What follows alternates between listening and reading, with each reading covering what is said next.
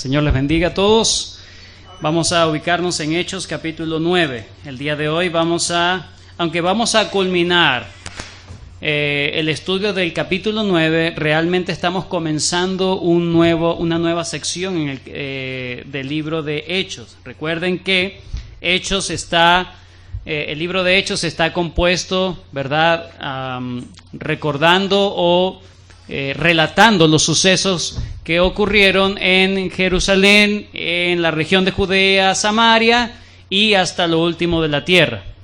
Hemos visto en todo este tiempo cómo el Señor hizo su obra por medio de los apóstoles en Jerusalén, también luego de la persecución que hubo por motivo de la lapidación o la muerte de Esteban, cómo la iglesia llegó entonces a Samaria, y vemos entonces cómo se extiende el evangelio.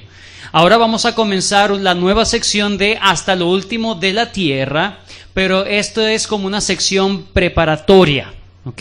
Es un piso, es un fundamento que el Señor va a hacer, y luego vamos a entender por qué lo hizo. Entonces, la mañana de hoy vamos a concentrarnos en los versículos 32 al 43. Quiero comenzar relatándoles el testimonio de conversión de un obrero bajo un trabajador bajo el ministerio de Charles Spurgeon. Charles Spurgeon fue uno de los grandes predicadores. De hecho, se le coloca el título del príncipe de los predicadores. Un pastor bautista reformado inglés del siglo XIX. Charles Spurgeon impactó su sociedad en aquel momento. En una ocasión, él estaba preparándose para predicar en uno de los grandes salones que había en Londres, el Crystal Palace, o el Palacio de Cristal. Dice la historia que Charles Spurgeon estaba tratando de ver el eco, ¿verdad? De probar su voz en todo ese salón.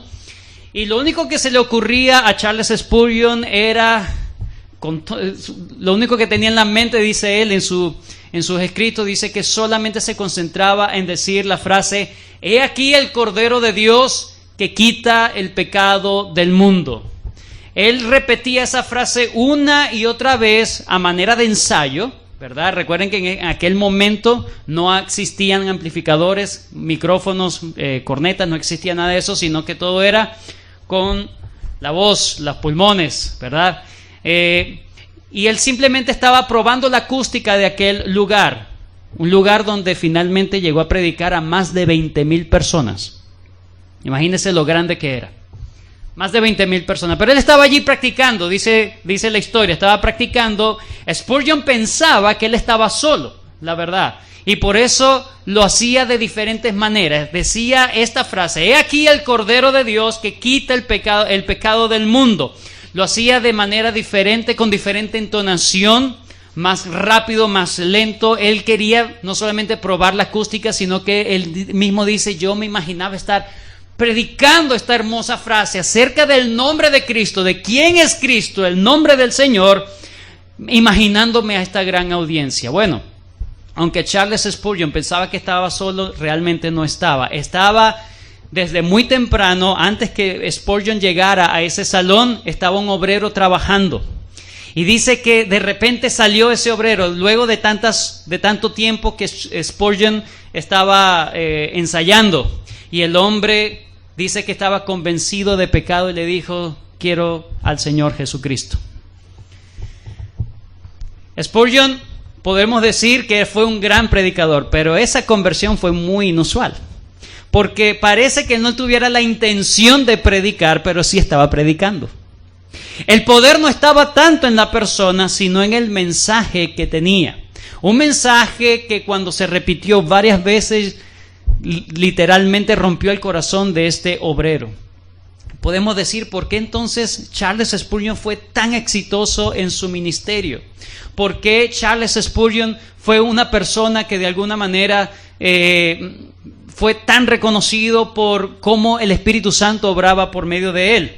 Bueno, la historia dice que aparte aparte de que su iglesia lo apoyaba grandemente, grandemente lo apoyaba la iglesia oraban por él. De hecho, en una ocasión se dice que habían 2 jóvenes que querían entrar que estaban esperando para pasar ahí al tabernáculo metropolitano, y se le acercó un hombre y le dijo: ¿quieren conocer la calefacción de esta iglesia? Y estos jóvenes, bueno, está bien. Dice que este hombre los llevó, ¿verdad? Le hizo un recorrido por el tabernáculo metropolitano. El tabernáculo metropolitano es la iglesia donde predicaba Spurgeon regularmente luego. Y dice que fueron hasta un sótano, un lugar grande, ¿verdad? Habían más de 300 personas orando. Resulta que era Charles Spurgeon que había llevado a estos 2 jóvenes y les dijo: esta es la calefacción de la iglesia, están orando. Bueno, aparte de que era una iglesia de oración, de que Spurgeon era un hombre de oración, Spurgeon entendía el poder que hay en el nombre de Jesús para salvación de pecados. En una ocasión, Charles Spurgeon dijo lo siguiente: ¿no hay Cristo en un sermón, caballero, o en tu sermón, caballero? Entonces vete a casa y nunca prediques de nuevo hasta que tengas algo que valga la pena oír. La vida de Spurgeon, hermanos, se caracterizaba no solamente por ser una vida de oración, sino impregnada sus predicaciones y su conducta por el nombre de Cristo. Podemos decir que Charles Spurgeon era un hombre que vivía de manera cristocéntrica. En el 17 de mayo, domingo 17 de mayo de 1855, él predicó un sermón titulado El Nombre Eterno. El Nombre Eterno. En esa predicación, un extracto de esa predicación, él dijo lo siguiente: sin mi Señor no tendría el menor deseo de estar aquí. Y si el evangelio no fuera cierto, bendeciría a Dios por aniquilarme en este mismo instante, pues no desearía vivir si vosotros pudierais destruir el nombre de Jesús. Él entendía que el nombre de Jesús era lo que valía la pena, lo que le daba sentido a su vida, lo que le daba sentido a su predicación, lo que le daba sentido a todo lo que él hacía. Era el nombre del Señor. Si eso era mentira, él estaba perdiendo el tiempo. Su esposa, Susana, por cierto, su esposa en una ocasión llegó a decir de ese sermón lo siguiente, escuche bien.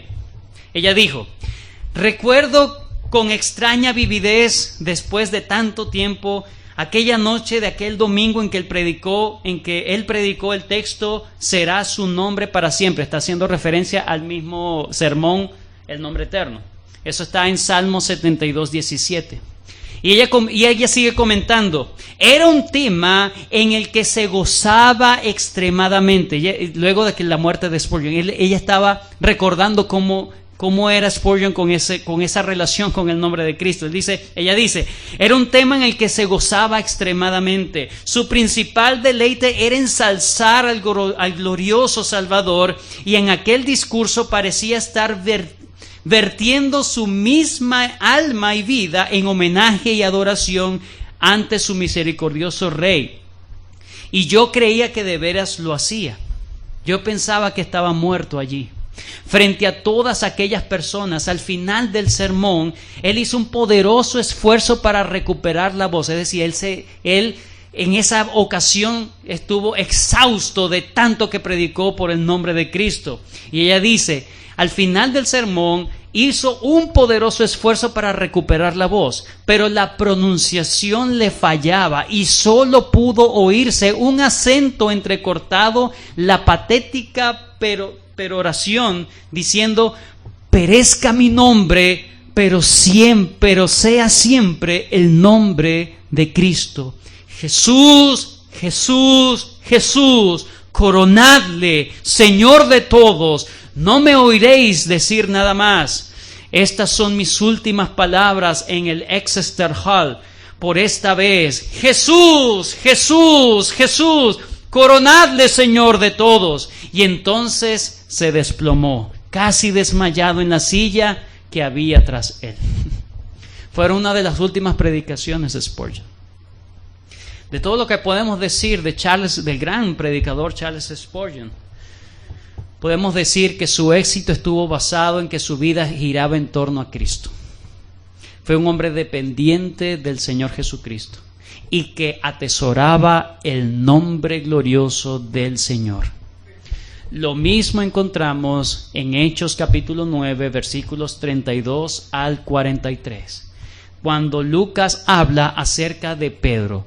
Todo lo que hizo Pedro, lo vamos a ver en un momento, todo lo que hizo Pedro, todo lo que dijo Pedro y todo lo que Pedro hacía y lo que Dios hacía en Pedro, todo giraba en torno a la persona de Jesucristo.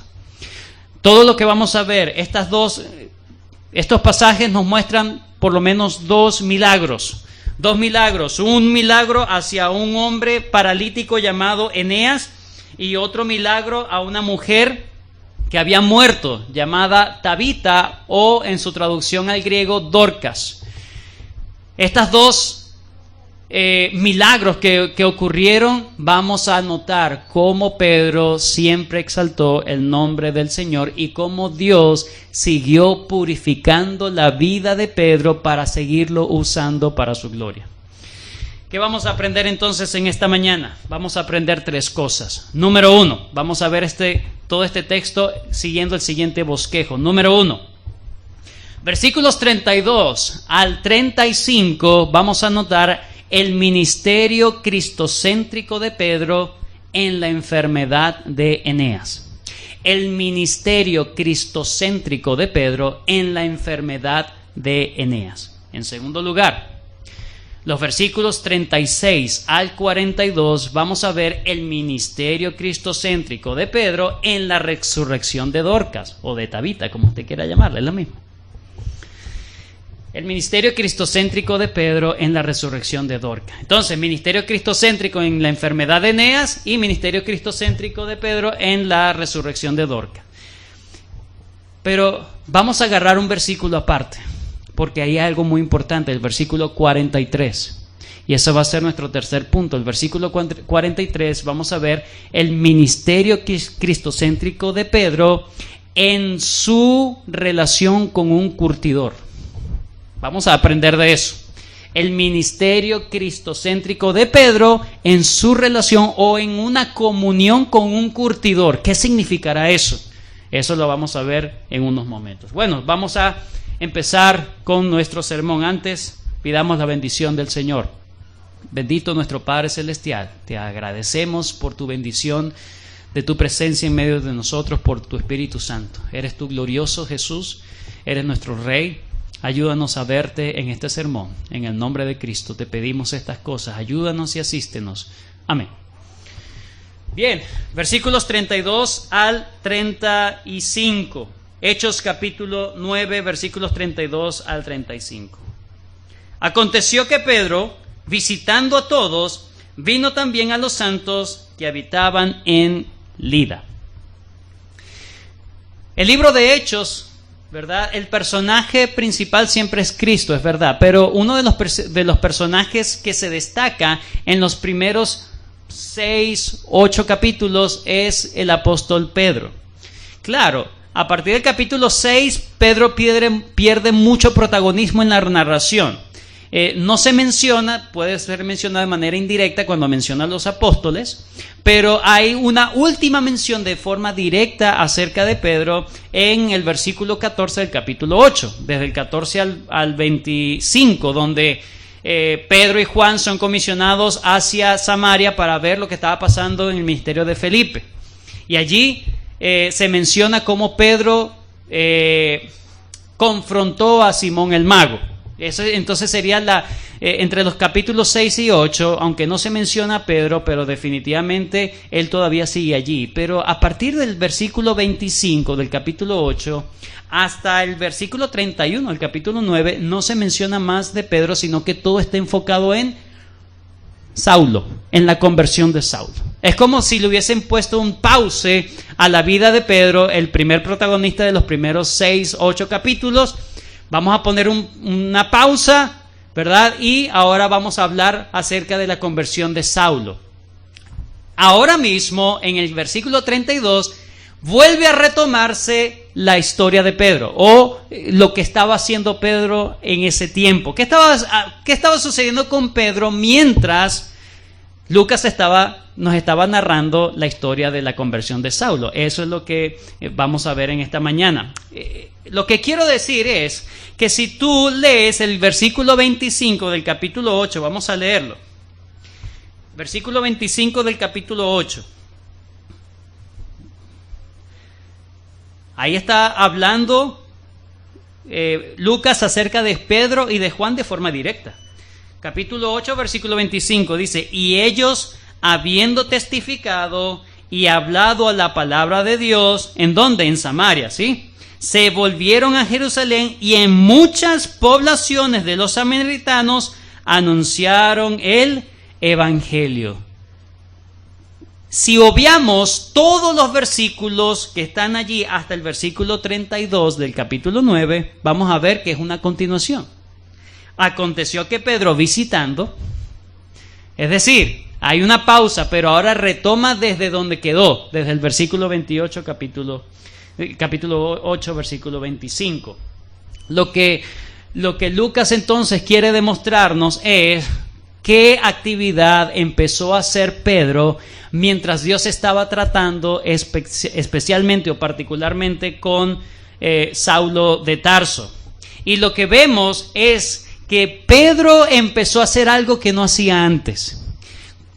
Recuerden que luego de la muerte de Esteban, dice que hubo una gran persecución provocada por Pablo o por Saulo de Tarso. Una vez más, vamos a Hechos 8. Versículo 2. Versículo 1, perdón. Capítulo 8, versículo 1. Y Saulo consentía en su muerte. En aquel día hubo una gran persecución contra la iglesia que estaba en Jerusalén, y todos fueron esparcidos en la tierra de Judá y de Samaria, salvo los apóstoles. ¿Cuál fue la decisión de los apóstoles, incluido Pedro? Quedarse en Jerusalén. Probablemente ellos no eran los que estaban recibiendo la persecución, sino los judíos helénicos por Esteban. Pero él se quedó allí. ¿Por qué? Bueno, él entendió que su deber como un fiel soldado del Señor era permanecer en el lugar de batalla. Allí estaba todavía pueblo de Dios y era su deber cuidar a la grey del Señor. Pero vemos entonces que Pedro ya no está solamente en Jerusalén, sino que tiene una regularidad de viajes fuera de Jerusalén. No sé si notan el punto que quiero dar. Él comienza simplemente, hay persecución, me quedo en Jerusalén, sigo en Jerusalén, pero ahora, luego de todo lo que Dios hace con Pablo, ahora vemos que él desde hace tiempo ya ha estado moviéndose fuera de Jerusalén. Es decir, Pedro ha sido tratado por el Señor para no quedarse en un solo lugar, sino que él también entiende que su deber es seguir expandiendo el evangelio tal como le había mandado su Señor y no quedarse solamente en Jerusalén. Pero Pedro no comenzó su ministerio misionero. He aquí el primer misionero de la iglesia, hermanos. No fue Pablo, fue Pedro. Pedro, el apóstol Pedro, el que tenía las llaves del reino, recuerden, ¿verdad? Ahora él ya no solamente está en Jerusalén, sino que también empieza a apoyar el ministerio o las iglesias que se habían formado lejos de Jerusalén, en este caso en la parte de Judea. Ahora fíjense, versículo 32 una vez más. Aconteció que Pedro, visitando a todos, era algo regular que él ya estaba haciendo mientras Dios estaba tratando con Saulo. Ya Pedro estaba haciendo un predicador itinerante. Lucas entonces nos habla de la responsabilidad que empezó a asumir Pedro en ese tiempo. La responsabilidad. Él ahora está disponible para el Señor, no solamente para hacer el trabajo en Jerusalén, sino fuera de él. El versículo 32 también nos dice lo siguiente. Dice, vino también, es decir, estaba haciendo como un tour. Vino también a los santos que habitaban en Lida. Lo primero que debemos decir entonces es que Pedro ya estaba siendo sensible a los dictados y la dirección que Dios le estaba dando. Él estaba entendiendo que ya su papel en Jerusalén debía moverse. Él tenía que moverse como Dios le estaba pidiendo. Y él empezó a hacerlo. En uno de esos viajes, él llega a la ciudad de Lida.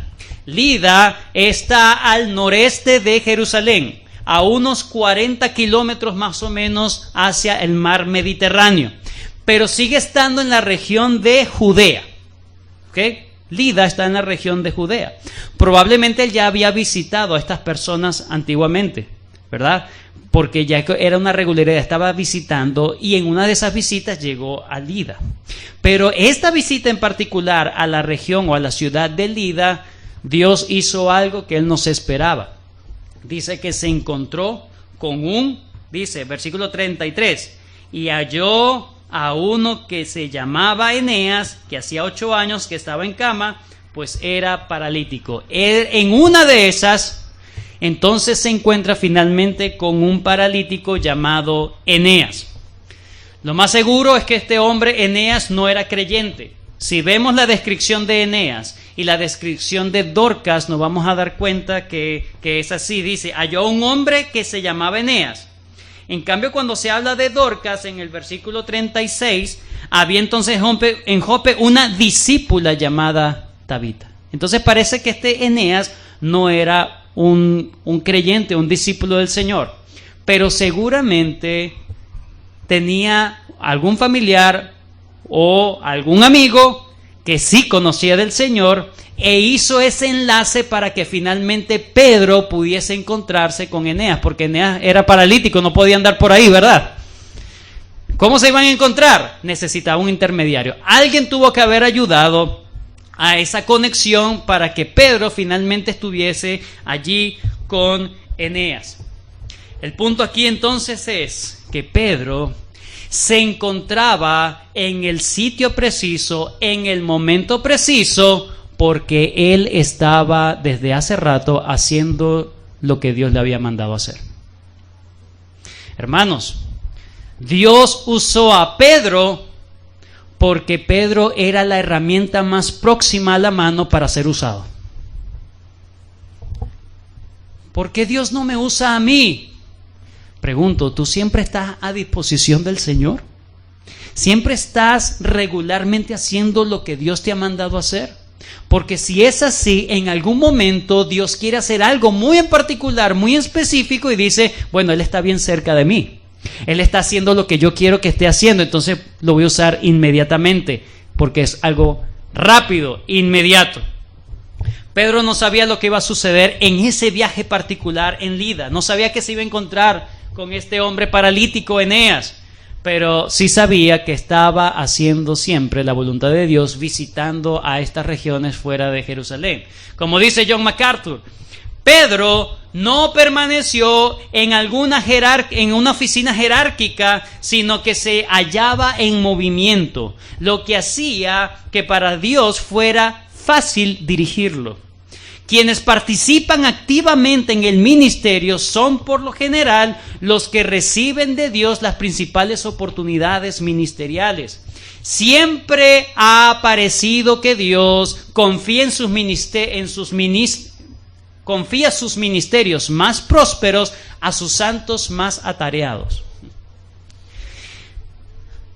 Pedro no solamente vemos una actitud de disponibilidad total a lo que Dios hacía, una sensibilidad a lo que Dios le mandaba hacer, a la dirección de Dios, sino que todo su ministerio giraba precisamente en nombre del Señor Jesucristo. Él se encuentra allí entonces con Eneas, ¿verdad? Y es muy probable, como dije anteriormente, que la escena se haya parecido mucho a aquel paralítico que fue sanado por el Señor Jesucristo. Recuerdan que habían unos amigos de este paralítico que llevaron a su amigo, lo bajaron por el terrado, hicieron un hueco, no sé cómo hicieron, un hueco en la azotea, en el techo, y bajaron a este paralítico y fue sanado por el Señor. Muy parecido entonces es la escena con Pedro. Alguien busca que Pedro sepa de este hombre y Pedro finalmente se encuentra con Eneas. Eso lo vemos en Marcos 2, lo que acabo de decir, esto de estos amigos que bajaron a su amigo paralítico por el techo. Pero entonces vemos la escena muy parecida. Alguien fue un intermediario, alguien hizo que finalmente se encontraran estas dos personas. Y Pedro pudo haberse recordado de esta escena de su Señor Jesucristo. El Señor Jesucristo dijo, levántate. Pero Pedro no dijo eso. ¿Qué le dijo Pedro a Eneas? Versículo 34. Y le dijo Pedro, Eneas, Jesucristo te sana. No se abrogó la fama a él, la autoridad, no se abrogó Pedro el crédito, sino yo vengo en nombre del Señor Jesucristo. Pedro solamente quiere que este hombre tenga en su mente quién es el verdadero autor de su sanidad. Que no es Pedro, es el Señor Jesucristo. Pedro quiere exaltar el nombre de Cristo en ese momento. En ese momento. Pedro no dudó en dar testimonio a Eneas de el Señor Jesucristo. Todo lo que iba a experimentar a él, Eneas en ese momento era solamente por el Señor. Él simplemente era un representante del Señor Jesucristo, para que nunca se le olvidara a Eneas el autor de su sanación. Y Pedro le dice algo que era imposible que hiciera y que a veces es imposible para muchos. Pedro le dijo, Jesucristo te sana, haz tu cama. Para muchos es un milagro que alguien haga su cama. Para Eneas era un milagro, literalmente. Ay, mi esposo hizo la cama, aleluya, es un milagro. Levántate y haz tu cama. Eso tan sencillo, eso tan insignificante para Eneas era imposible, totalmente imposible. Así que el hecho de que él simplemente se levantara y empezara a hacer su cama, atender todo, dejar todo, preparar todo, significaba que había un acto milagroso. Entonces, aquí Pedro le pide a Eneas algo imposible, algo que era totalmente incapaz de hacer. La capacidad de levantarse y tender su propia cama era entonces una evidencia inequívoca de que hubo un milagro. Lucas, hermanos, no dice de manera explícita que Eneas creyó el nombre de Cristo, pero parece que implícitamente sí lo está diciendo. ¿Por qué? Versículo 34. Levántate y haz tu cama. Enseguida se levantó. Eneas pudo haber dicho, pero ¿por qué me estás pidiendo eso? El hecho es que cuando Eneas se levanta, está demostrando que creyó en lo que Pedro le dijo. ¿Qué fue lo que Pedro le dijo? Jesucristo te sana. Si Eneas hubiese dicho, Jesucristo ¿dónde está? No lo veo. Jesucristo te sana. Pero tú estás aquí, yo no veo a Cristo. Jesucristo te sana. Levántate. Pero ¿cómo me voy a levantar si no siento sanidad? No sé. El hecho de que él se haya levantado inmediatamente significa que creyó que Jesucristo lo sanó. Creyó. Pero debemos ser responsables. La Biblia no dice expresamente que él creyó en el nombre de Cristo y fue salvo. No lo dice. Pero solamente el hecho de levantarse nos dice muchas cosas también. Entonces solamente queda de parte de Dios en cuanto a su salvación. Lo cierto es que sí sabemos que creyó que Jesucristo le sanaba. Por lo menos eso sí estamos totalmente seguros. La sanidad de Eneas, hermanos, es una demostración del gran poder de Dios. La Biblia enseña que todos nosotros delante de Dios somos unos incapaces. ¿Qué? Sí, eres incapaz de hacer lo que Dios quiere que tú hagas. Eres incapaz de vivir la vida perfecta que Dios quiere que tú vivas. Eres incapaz. Eneas pudo tener mucha voluntad, mucho poder de voluntad, pero jamás tenía la capacidad. Él dependía de otros para moverse. Él dependía de la voluntad de otros para que viniera y lo atendiera. Él no podía valerse por sí mismo. La condición de Eneas es un reflejo de la condición espiritual del mundo, de los hombres. Naturalmente, son incapaces de ayudarse a sí mismos. Es interesante que cuando dice, levántate y haz tu cama, dice literalmente en el griego, arréglate a ti mismo. En el griego, la frase es, levántate y arréglate a ti mismo. Le está pidiendo, ¿cómo que me arregle a mí mismo? No puedo. Pero el hecho de que él se haya arreglado a sí mismo significa que ya había tenido una sanidad, algo milagroso. Por lo tanto, nosotros, tú ni yo podemos arreglarnos a nosotros mismos delante de Dios. Es imposible. No puedes arreglarte a ti mismo. Voy a ser cristiano. Bueno, voy a empezar a dejar esto, voy a empezar a dejar lo otro. Me voy a preparar para ir a Cristo. Eneas no se pudo preparar. Estaba imposibilitado de ir a Cristo. Cristo vino a él por medio de Pedro. Él solamente creyó. Luego de creer, se preparó. O preparó su cama, tendió su cama. ¿Verdad? Entonces oremos por un milagro en nuestras casas, con nuestros hijos. Lucas entonces destaca el resultado de la grandiosa sanidad que Pedro tuvo la oportunidad de hacer. Porque se encontraba en el momento preciso, porque estaba haciendo lo que Dios le había mandado hacer desde mucho antes. Pedro no empezó a visitar a las personas lejos de Jerusalén después que Pablo se había ido.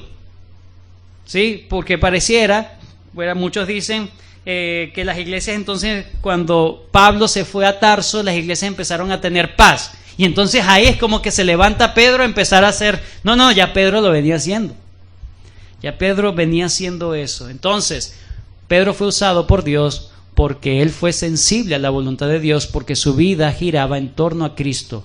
El nombre de Cristo para él era sumamente importante y lo que Cristo le pedía, él lo estaba haciendo. Tenía una vida cristocéntrica. Número 2, segundo milagro. Versículos 36 al 42. Había entonces en Jope una discípula llamada... versículo 35, no lo leí, importante. Y le vieron todos los que habitaban en Lida y en Sarón, los cuales se convirtieron al Señor. Pedro tuvo una gran oportunidad, por eso, de predicar más abiertamente, más ampliamente. Cristo le permitió muchas almas para llevar a él.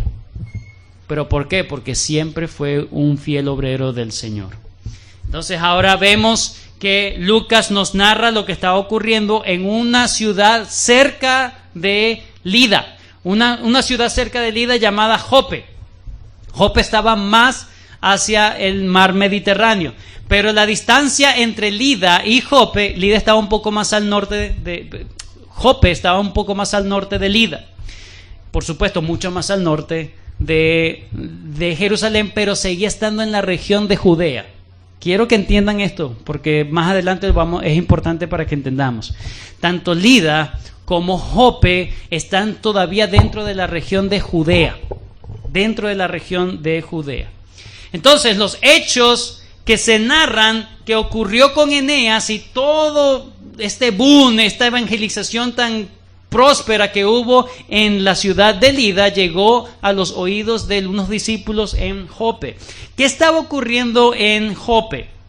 Dice que había entonces en Jope una discípula llamada Tabita, que traducido quiere decir Dorcas, es decir, su nombre original Tabita, probablemente en hebreo, y Dorcas era la traducción al griego. Ambos nombres significan gacela.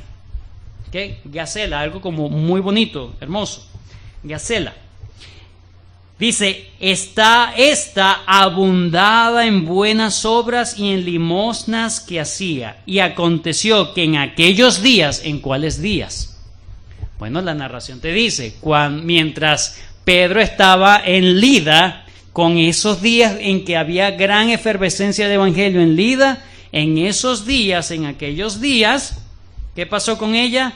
Enfermó y murió. Parece que fue una enfermedad fulminante, fue algo muy, muy fuerte, fue algo totalmente inesperado. Fue algo que no lo veían venir, ¿sí? Y entonces el Señor llama a Pedro. ¿Cómo lo llama? Bueno, lo primero que debemos entender es que lo que estaba haciendo Pedro en Lida era la voluntad de Dios, pero Dios tenía otra cosa para su siervo Pedro. Pedro no sabía que iba entonces para Jope. Él estaba concentrado en predicar el nombre de Cristo en Lida. Y en ese momento se le acercan dos hombres. Dice que cuando muere Dorcas o Tabita, versículo 37, y aconteció que en aquellos días, 38, y como Lida estaba cerca de Jope, los discípulos, oyendo que Pedro estaba allí, ¿verdad? Se corrió la voz rápido lo que había pasado con Eneas. Le enviaron dos hombres a rogarle, no tardes en venir, no tardes en venir. Es interesante esta palabra aquí. No es que le están dando un mandato, le están rogando que se apure. Rápido, te necesitamos pronto. Voy a dar un dato importante para que entendamos la implicación de esta petición. Lo primero que debemos decir en este caso es que Lida y Jope están entre unos 15 kilómetros aproximadamente. Es decir, no más de 3 o 4 horas a pie, Pedro pudo haber llegado a Jope, ¿verdad? 4 horas a pie. Pero ¿por qué dice que se apresuraron? Hermanos, la costumbre, por ejemplo, en Jerusalén, era enterrar a los muertos en el mismo día, tal como le ocurrió a nuestro Señor. Pero en otras regiones, en otras ciudades, se daba la oportunidad a que las personas o que los muertos permanecieran más tiempo. De hecho, ellos habían colocado a Lida ¿dónde? En la sala, la pusieron en una sala. La palabra también puede ser traducida como un aposento alto. Es decir, sea donde sea la parte de la casa, lo cierto es que no la enterraron inmediatamente.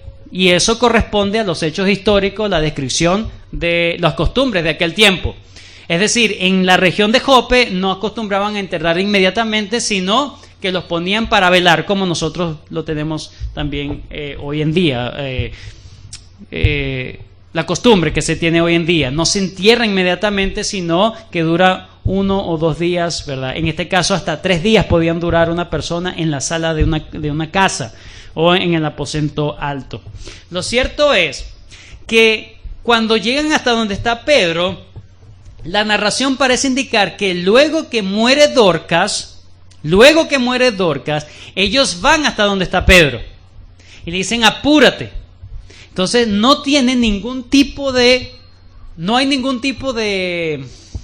la palabra, no lo anoté, no hay ningún tipo de justificación, ¿verdad?, para pedirle apresuramiento si ya ella se había muerto. Recuerden, era muy poco el trayecto, en mediodía podías llegar al sitio. Entonces, ¿por qué tanta insistencia? ¿Qué es lo que estaba pasando? Bueno, vayan conmigo a Marcos capítulo 10. Marcos capítulo 10. Versículo 5. Marcos 10, 5.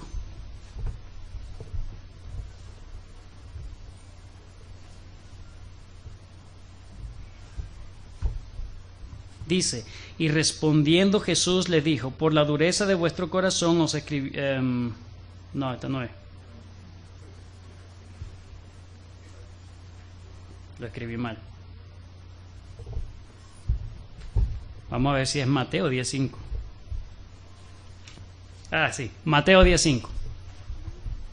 Mateo 10:5 dice, a estos 12, ¿a cuáles 12? Los apóstoles, ya lo había nombrado en los versículos anteriores. A estos 12 envió Jesús y les dio instrucciones diciendo, por camino de gentiles no vayáis y en cada ciudad de samaritanos no entréis, sino id antes a las ovejas perdidas de la casa de Israel. Y yendo predicad diciendo, el reino de los cielos os se ha acercado. Fíjense lo que les dijo el Señor. Sanad enfermos, limpiad leprosos, resucitad muertos. Así como fuera algo muy normal, ¿verdad? Resuciten muertos, tranquilo. Echen fuera demonios, de gracia recibiste, dad de gracia. No se dice que en el libro de Hechos hasta ahora no se dice que los apóstoles hayan levantado un muerto. No se dice. ¿verdad? Hemos leído, hemos tenido toda esta serie y no se dice que se haya levantado un muerto. Pero ¿por qué la insistencia entonces de estos hombres? Probablemente porque sabían que Pedro era un verdadero apóstol y como verdadero apóstol del Señor, probablemente tenía el poder de resucitar.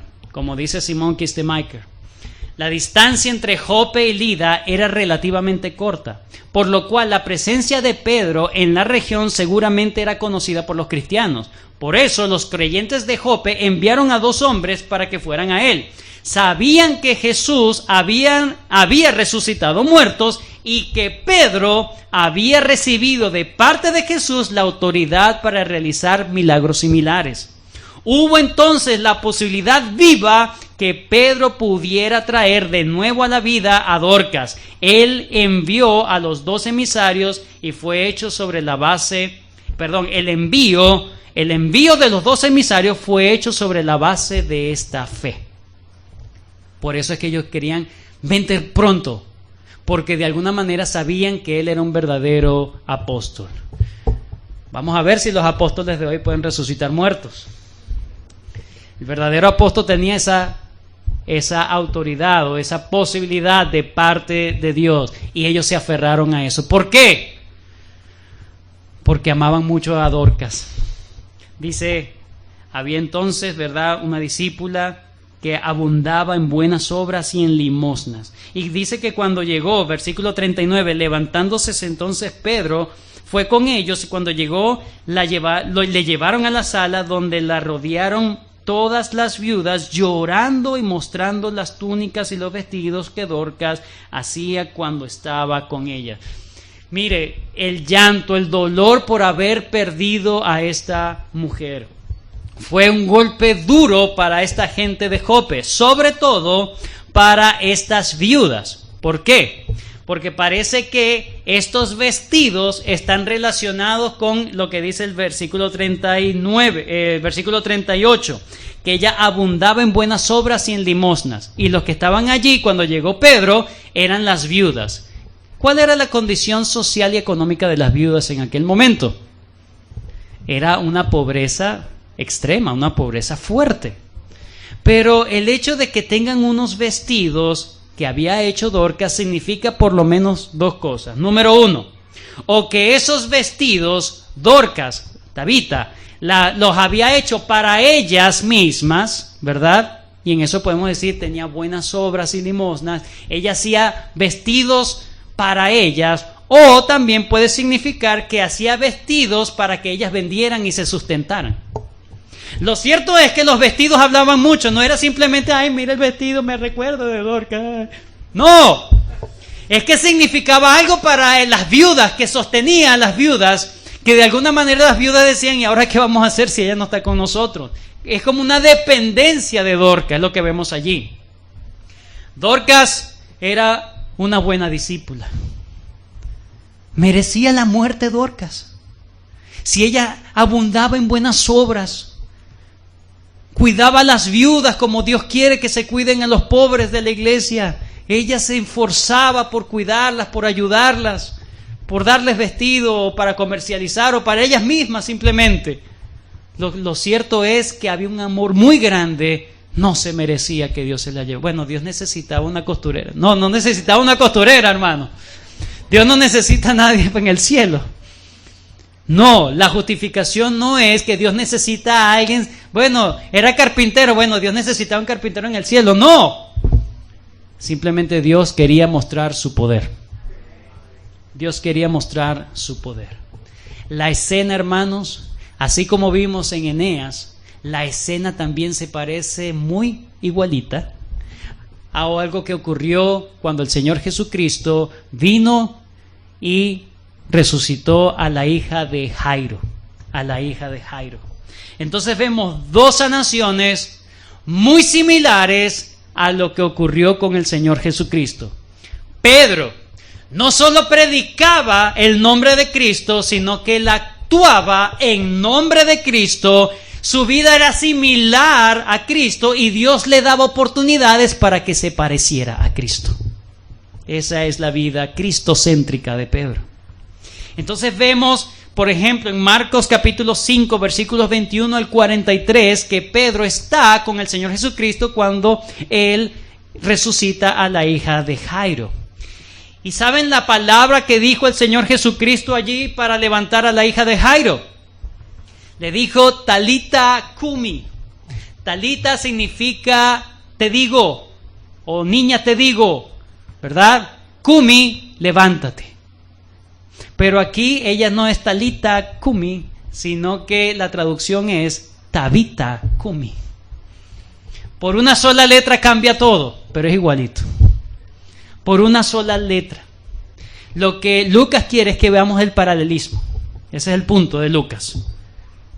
Levantándose Pedro fue con ellos, y cuando llegó le llevaron a la casa, donde le rodearon todas las viudas llorando, mostrando las túnicas y los vestidos que Dorcas hacía cuando estaba con ellas. Entonces, sacando a todos, Pedro se puso de rodillas y oró, y volviéndose el cuerpo dijo, Tabita cumi. Tabita, levántate. Y ella abrió los ojos, y al ver a Pedro se incorporó. O sea, que parece que fuera una cosa extraña, ¿no? Primero abrió los ojos y después tuvo vida. Uy, tuvo que haber sido extraño. Pero lo cierto es que resucitó. Es lo más importante. Es lo más importante. Pedro entonces estaba demostrando que no solamente él predicaba como Cristo, sino que él hacía todo como el Señor Jesucristo. Lo mismo ocurrió con la hija de Jairo. El Señor Jesucristo mandó a todos a salir afuera y él hizo el milagro. Lo mismo hizo Pedro, lo mismo. Pedro, hermano, es un discípulo. ¿Qué hace un discípulo? No solo aprende, no solo aprende la teología, no solamente aprende la dogmática, no solamente aprende de manera intelectual, sino que es un imitador de su Señor, de su mentor. Ese es un discípulo. ¿Eres tú un discípulo de Cristo? ¿Eres tú una discípula de Cristo? En la forma en cómo te conduces en el negocio. Todos pueden decir, ¿te pareces al Señor? No es solamente decir que soy cristiano, es actuar como actuaría Cristo. Tu vida, tus hijos pueden decir, yo veo a Cristo en mi papá. Yo veo a Cristo en mi mamá. Yo veo a Cristo en mi abuelo, en mi abuela. Yo veo allí el carácter de Cristo. Porque una cosa es que tú digas ser cristiano, otra cosa es que los demás digan que tú eres cristiano. Vemos entonces el versículo 42 también. Ella se incorpora, el versículo 41, y él dándole la mano le levantó. Entonces, llamando a los santos, una vez más se le llama a los santos. Primero se llama a los santos en Lida y ahora se llama a los santos en Jope. A los santos, llamando a los santos y a las viudas, la presentó viva. Versículo 42, paralelo al versículo 35 con lo que ocurrió con Eneas. Versículo 35, le vieron todos los que habitaban en Lida y en Sarón, los cuales se convirtieron al Señor. Ahora el versículo 42, esto fue notorio en toda Jope y muchos creyeron en el Señor. Finalmente estas dos resurrecciones, estos dos milagros, mejor dicho, causó el mayor de los milagros. Estos milagros físicos no se comparan con el milagro más grande de que un pecador se convierta y crea en el Señor, sea salvo. Ese es el milagro más grande. Eso se llama nacer de nuevo. Esa es la palabra que Cristo usa. Porque todos no solamente estamos paralíticos como Eneas, sino que no hay nada que hacer. ¿De dónde viene mi incapacidad? No de una parálisis, sino de que estás muerto como Eneas, como Dorcas. Y para Dios nada es imposible. Así como Dios tiene la fuerza, el poder para levantar, o tuvo el poder, tiene, para levantar a Eneas, tuvo el poder para levantar a Dorcas. Una situación peor que otra. Uno estaba paralítico, la otra ya estaba muerta. Uno podía decir, bueno, pero estaba paralítico, todavía había esperanza, pero es que la otra no, estaba muerta totalmente. El Señor Jesucristo, por medio de Pablo, dice que nosotros en otros tiempos estábamos muertos. De ahí es donde nos sacó el Señor, hermanos. De ahí la sanación de Eneas es mucho mejor para reflejar o ilustrar lo que Dios hace en el corazón de una persona. Más bien, Dorcas sí ilustra mejor lo que Dios hace en el corazón de una persona. Pero vemos que fue impresionante que se levantara un paralítico. Eso no ocurría todos los días. Pero fue impresionante mucho más que se levantara un muerto. Pero eso no ocurría todos los días. Pero ¿sabes qué hace Dios todos los días y muchas veces? Y lo sigue haciendo, trayendo pecadores a Cristo. Si para ti es impresionante que un paralítico pueda levantarse y que un muerto, una muerta, se levante y vuelva a vivir, Dios esas cosas físicas lo hace muy esporádico. Pero es algo que hace constantemente y que Él se deleita en hacer. Sacar a personas del reino de las tinieblas y trasladarlo al reino de su amado Hijo. ¿Entiendes tú entonces lo que significa la salvación de Cristo? ¿Entiendes tú, hermanos, qué gran bondad que Dios hace mucho más abundante el gran milagro de la salvación? Dios no está obsesionado con tu prosperidad financiera. Dios no está obsesionado por tu felicidad. No, Dios quiere tu salvación. Eso es lo que lo mueve a Él, salvar a su pueblo. Estos dos milagros definitivamente excepcionales, pero la salvación del alma es mucho mayor y Dios la hace recurrentemente. Qué bueno es nuestro Dios. Qué bueno es nuestro Dios. No es esporádico la salvación en las personas, es constantemente. Dios sigue y sigue y sigue haciéndolo. Solamente que como lo vemos tan común, no es tan impresionante. Para terminar, versículo 43. Versículo 43. Y de esto, hermanos, espero que aprendamos mucho, porque yo aprendí mucho. ¿Por qué aislar este versículo?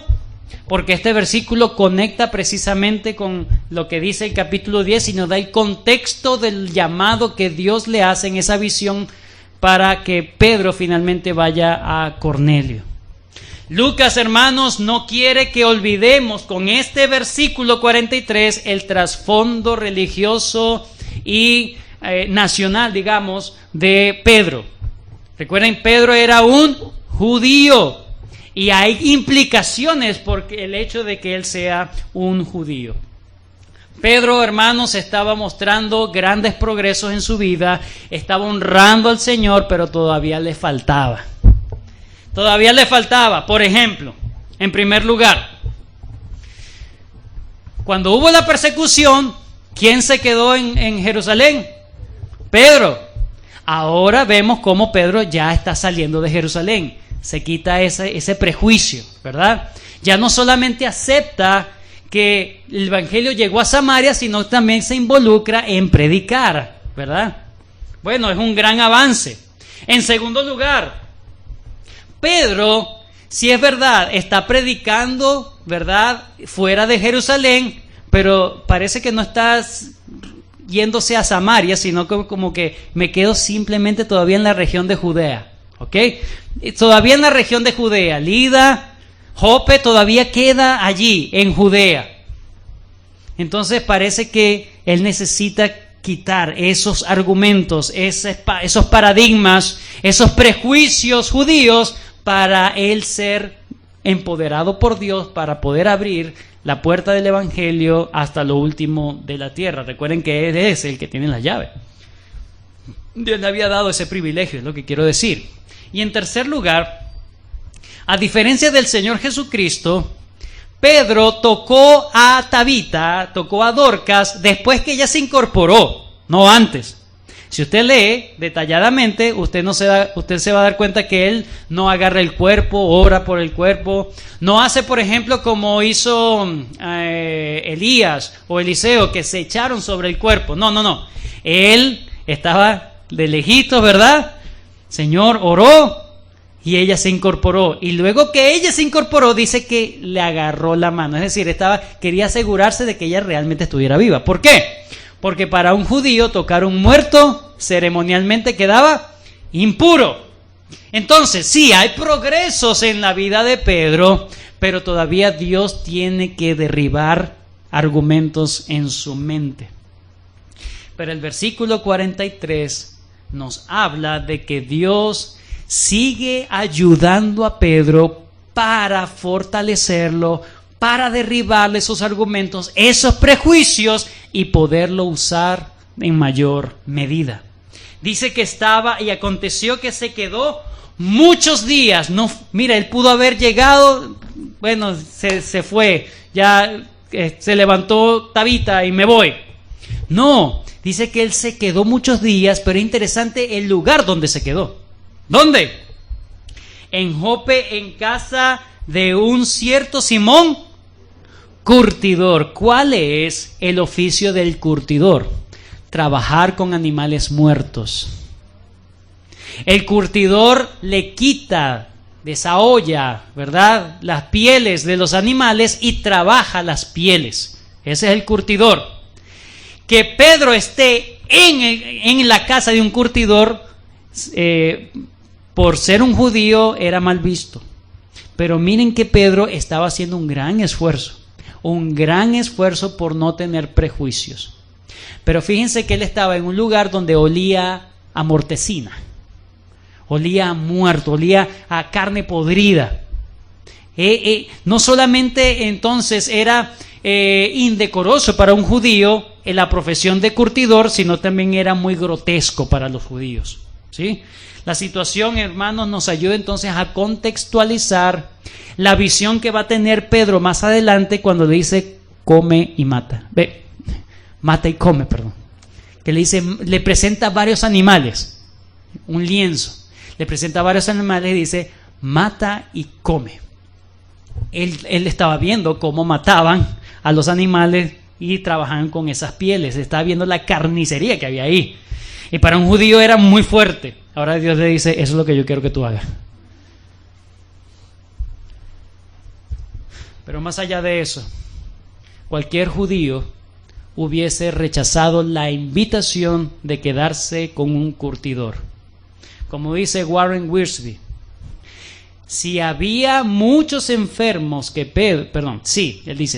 había muchos enfermos que Pedro pudo haber visitado y sanado, pero Dios tenía otros planes. Deliberadamente detuvo a su siervo en Jope para prepararlo para su tercer uso de las llaves. Recuerden que Dios le había dado las llaves del reino. Día de Pentecostés en Jerusalén. En Samaria, ¿verdad?, llegó el Espíritu Santo, ¿verdad?, un testimonio público del Espíritu Santo en Samaria. Ahora le toca hasta lo último de la tierra. Dios lo estaba preparando para ese uso. Dios estaba entonces moviendo a Pedro a un paso a la vez del legalismo judío a la libertad de su gracia maravillosa. ¿Por qué Dios trabajó de esa manera en Pedro? Porque su vida giraba en torno al Señor Jesucristo. Él no solamente predicaba en el nombre del Señor, sino que su vida era una imitación del Señor. Su vida, su ministerio, todo lo que él hacía correspondía a la imagen de Cristo, y Dios lo siguió preparando para que siguiera siendo fructífero en su vida. Juan capítulo 15. Juan capítulo 15.